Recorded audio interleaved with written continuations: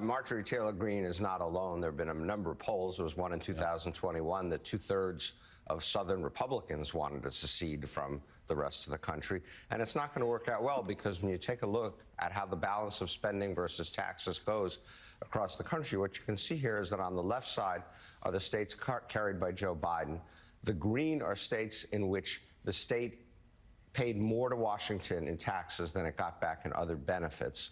The orange colors, and they're shaded depending upon the degree of disparity, are the states where the states got back more from Washington than they sent. And you can see on the left a lot of green on the Biden states, 9 states altogether, as a matter of fact. And on the right, the Trump states, virtually every single state except for Utah, don't ask me why Utah, got back more from Washington than it paid. And so it would not really work very well to their advantage to leave. In fact, the top states for getting a better deal from Washington are Kentucky, Mississippi, and West Virginia.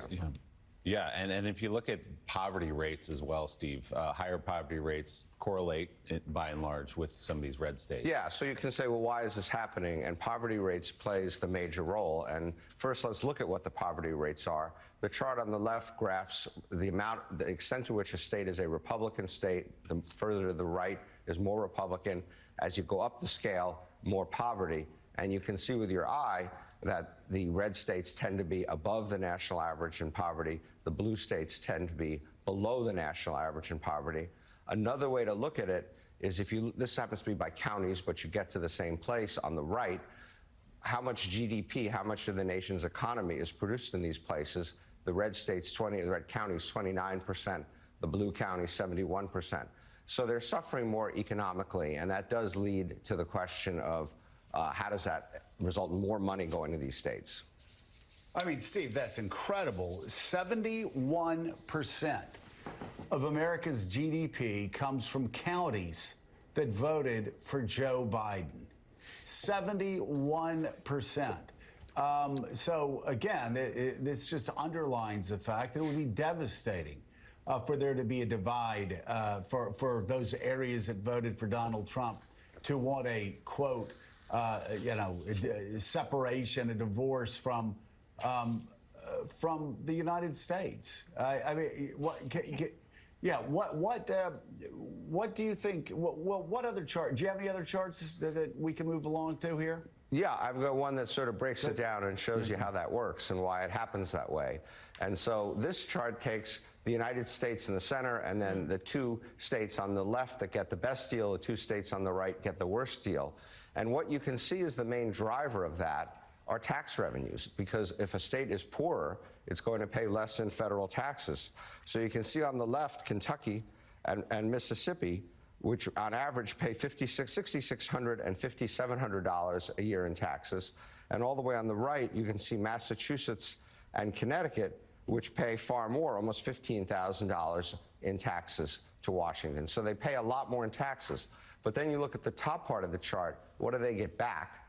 And you can see that, let's start with the green, because it's the most interesting. The green is federal money that they get back for projects, infrastructure projects, military, and so forth. And you can see Kentucky all the way on the left. Why is Kentucky all the way on the left? Mitch McConnell is the Republican leader, has been for a long time. You may remember, for example, Joe Biden going down to the Kentucky-Ohio border with Mitch McConnell to break a bottle of champagne or whatever they did over that new $1 billion bridge that is being paid for by Washington. Fort Knox is in Kentucky. There's stuff all over Kentucky that Mitch McConnell has delivered to Kentucky. It's a very unusual situation. For most of the states that do better, you can see, for example, Mississippi, which is the poorest state in the country, that light blue are programs like Medicaid. The dark blue includes programs like food stamps. And so because they are poor, or pay less, I shouldn't say it quite that way, because they pay less and have lower income residents, they get back more in federal benefits toward those programs. So, Steve, you've laid out the numbers here. If this hypothetical were to happen, and Marjorie Taylor Greene were to get her wish, and these states were to secede, what are some of the practical, real-world impacts it would have on those states? Yeah, they would have huge sort of deficits, economic deficits. They wouldn't have money for their projects. They wouldn't have new bridges. They wouldn't have federal installations in their districts. They wouldn't have food stamps and they wouldn't have Medicaid to help cushion their residents against pretty extreme poverty. It would be a really tough and stupid economic decision. And again, the whole irony of this is you've got Republicans who oppose kind of almost every kind of federal spending, who are the biggest beneficiaries of the federal spending that they oppose. So in summary, a terrible